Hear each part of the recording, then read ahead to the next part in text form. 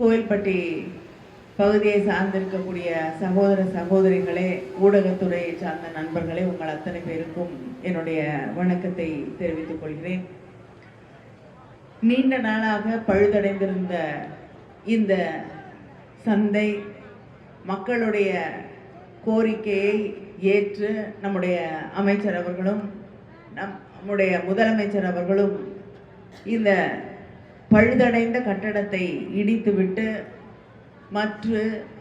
மாற்றாக ஒரு புதியதொரு கட்டடத்தை நமக்காக உருவாக்கி தந்திருக்கிறார்கள். அதுவும் அத்தனை வசதிகளோடு, கேண்டீன் வசதியோடு, ஒரு அழகான தூய்மையாக பராமரிக்கக்கூடிய, எளிதாக பயன்படுத்தக்கூடிய வசதியான ஒரு சந்தையை இன்று நமக்காக 6 கோடிக்கு மேலான செலவிலே உருவாக்கி தந்திருக்கிறார்கள்.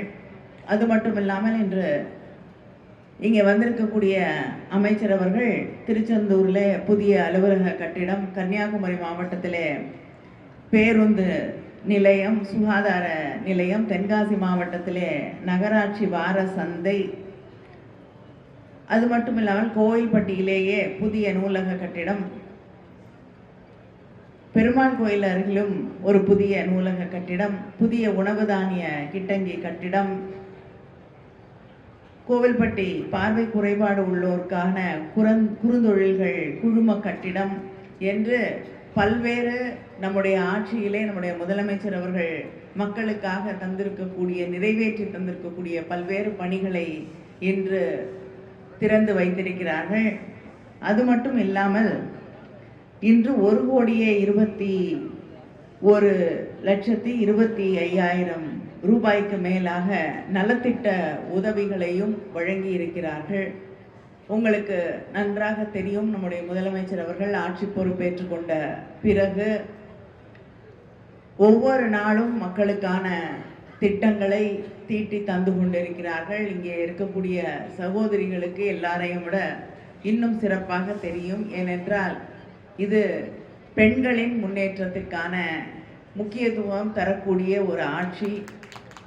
மகளிர் உரிமை தொகையாக இருக்கட்டும், விடியல் பயணமாக இருக்கட்டும், நம்முடைய வீட்டில் இருக்கக்கூடிய பெண் குழந்தைகள் கல்லூரிக்கு போய் படிக்கும் போது அவர்களுடைய கல்வி தடைபட்டுவிடக்கூடாது என்பதற்காக அந்த பெண்களுக்காக தரக்கூடிய புதுமை பெண் திட்டத்தின் கீழாக 1000 ரூபாய் வழங்குவதாக இருக்கட்டும். பெண்களுக்கு மட்டுமா கல்வி, ஆண்களுக்கு இல்லையா என்ற கேள்வி வந்த பொழுது உடனே அவர்களுக்கும் தமிழ் புதல்வன் என்ற அந்த திட்டத்தின் வழியாக முதலமைச்சர் அவர்கள் இளைஞர்களுக்கும் கல்வி கற்பதற்காக 1000 ரூபாய் வழங்குவேன் என்று வழங்கி கொண்டிருக்கிறார்கள்.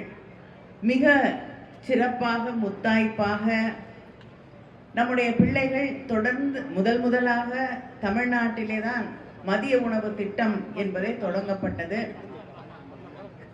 தமிழகத்தை பார்த்துதான் இன்று நாடு முழுவதும் பள்ளி செல்லக்கூடிய பிள்ளைகளுக்கு மதிய உணவு வழங்கக்கூடிய திட்டத்தை மற்ற மாநிலங்களும் ஒன்றிய அரசும் இன்று நிறைவேற்றி இருக்கிறது.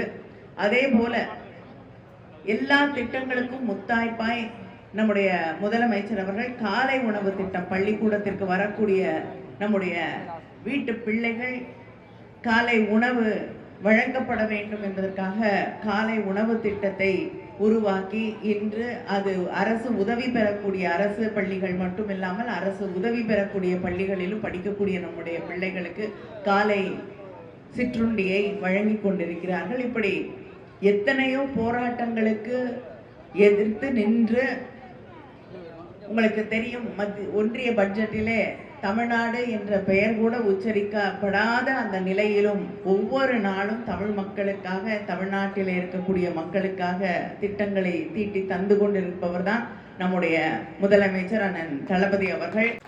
நம்முடைய அமைச்சர் அவர்களும் இன்று காலை கூட நடந்த அந்த ஆய்வு கூட்டத்திலே பல்வேறு பகுதிகளிலே இருக்கக்கூடிய பிரச்சனைகளை அங்கே இருக்கக்கூடிய உள்ளாட்சி பிரதிநிதிகளிடம் நேரடியாக கேட்டு தெரிந்து கொண்டு அங்கேயே இருக்கக்கூடிய அதிகாரிகளை அழைத்து பேசி அந்த பிரச்சனைகளுக்கு, அவர்கள் வைத்திருக்கக்கூடிய கோரிக்கைகளுக்கெல்லாம் தீர்வு கண்டுவிட்டுத்தான் இந்த நிகழ்ச்சியிலே இங்கே கலந்து கொண்டிருக்கிறார்கள்.